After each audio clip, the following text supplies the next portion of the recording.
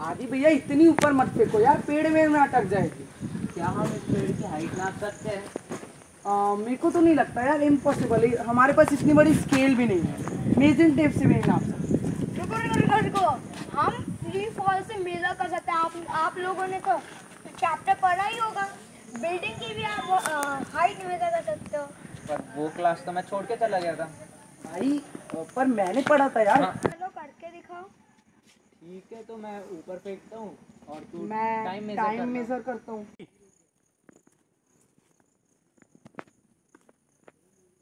देखिए, डेमोन्स्ट्रेशन के बाद हम अब क्लासरूम में आ गए हैं और हमारा जो टास्क है इस ट्री की हाइट कैलकुलेट करना है। तो हम क्या कर रहे हैं, by free fall concept our task is to calculate height of the tree by demonstration.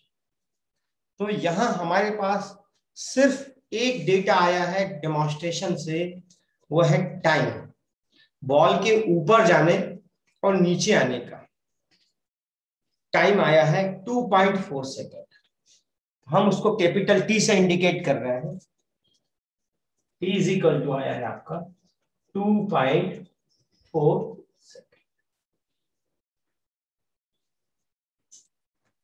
अब फ्री फॉल में जब कोई बॉल को आप ऊपर फेंकते हो, फ्री फॉल का मतलब ये होता है कि जब कोई object under the effect of gravity motion करता है, तो हम अर्थ के सिर्फ ग्रेविटेशनल इफेक्ट को ही कंसीडर करते हैं और ये मानते हैं कि उस पे और कोई फैक्टर जैसे कि एयर रेजिस्टेंस एक्सेट्रा उस पे इफेक्टिव नहीं है।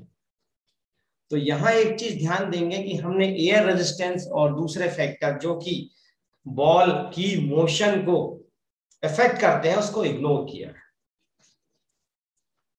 Bye demonstration t is equal to 2.40 second आया।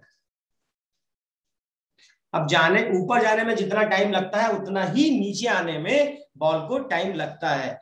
तो हम अभी सिर्फ अपवर्ड मोशन के हिसाब से कैलकुलेट करेंगे। तो ऊपर जाने में जो टाइम लगेगा उसको हम थोड़ी देर के लिए लेते हैं t1, इसका जस्ट हाफ हो जाएगा जो कि हमारा 1.20 सेकेंड। अब देखिए इसमें हम मोशन के जो इक्वेशन है वो तीन इक्वेशन है, v is equal to u plus a t, s is equal to u t plus half a t square and v square is equal to u square plus 2s। कोई भी formula लगा सकते हैं, a के बदले g आ जाएगा, g जो कि 9.8 मीटर पर सेकेंड स्क्वायर होता है। s निकालने के लिए हमें इसकी हाइट को अगर हम s से इंडिकेट करें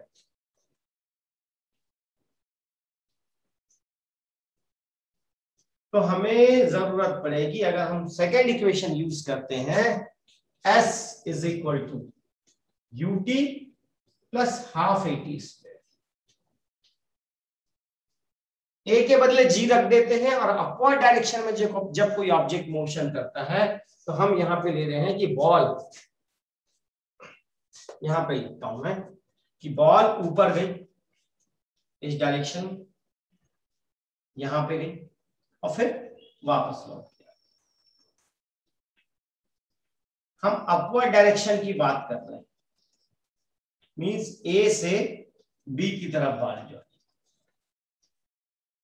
इस केस में आप ध्यान देंगे कि ए पे इस पॉइंट पे वेलोसिटी जो है हमें नहीं पता, इनिशियल वेलोसिटी नहीं पता, पर फाइनल ऊपर जाने के बाद तो बॉल रुक रही है फिर वापस आ रही है। तो फाइनल वेलोसिटी के अगर इस पॉइंट पे आप v ले लेते हो तो v इज इक्वल टू 0। अब हमारे पास एक और पैरामीटर आएगा t के अलावा, final velocity that is v is equal to 0। एक और पैरामीटर आपके पास है जिसको आप हमेशा through out the physics same लेते हैं, g, ग्रेविटेशनल एक्सेलरेशन, जिसकी वैल्यू होती है 9.8 मीटर पर सेकेंड स्क्वायर। अब यहां पे a के बदले g रखना है और जब ऑब्जेक्ट ऊपर की तरफ मूव होता है तो उसको हम यहां पे नेगेटिव ले लेते हैं साइन। और जब नीचे की तरफ जाता है तो उसको पॉजिटिव ले लेते हैं। तो हम अभी अपवर्ड डायरेक्शन में मोशन की बात कर रहे हैं, जहां मैंने ये एरो इंडिकेट कर रखा ए से बी। तो हम लिखेंगे S is equal to U, आपको अभी नहीं पता है, T प्लस के बदले माइनस और G T square half AT square half GT square. अब आपके पास S निकालने के लिए आपको U चाहिए, जो कि आपको नहीं पता, T आपको ऑलरेडी पता, G भी पता। तो चलो U पहले निकालें। तो U इक्वेशन ऑफ मोशन से निकल जाएगा, फर्स्ट इक्वेशन ऑफ मोशन से निकल जाएगा। यहां देखते हैं हम, V is equal to U minus V तो 0 है आपका, U का पता नहीं, G 9.8 और टाइम क्या हो गया आपका 1.20 सेकेंड, या 1.2 भी आप ले सकते हैं इसको। जब आप इसको इधर शिफ्ट करेंगे तो ये माइनस वाला प्लस हो जाएगा और U की फाइनल जो वैल्यू आ जाएगी 11.76। यूनिट जरूर लिखें हमेशा, मीटर पर सेकेंड। यहां पे हम इसको यहां रख सकते हैं, तो चले रखते हैं 11.76 इंटू T है, यही आपका 1.2 माइनस हाफ, G की वैल्यू 9.8, T की वैल्यू 1.2 का स्क्वायर। और जब आप इसको सॉल्व करेंगे तो S इज इक्वल टू आपका आ जाएगा 7.056 मीटर। इसको राउंड अप भी कर सकते हैं, 7.1 भी अप्रोक्सीमेटली आप लिख सकते हैं। तो देखिए आपने एक बॉल की हेल्प से ट्री की हाइट को मेजर कर ली। यही चीज है कि आपका जो पूरा साइंस है, फिजिक्स है, वो एप्लीकेशन बेस्ड है। अगर आप जनरल ऑब्जर्वेशन से कोई कैलकुलेशन कर पाए तो आपकी स्टडी सफल हो जाएगी, सक्सेसफुल हो जाएगी। और ऐसे डेमोन्स्ट्रेशन से आपको चीजें हमेशा याद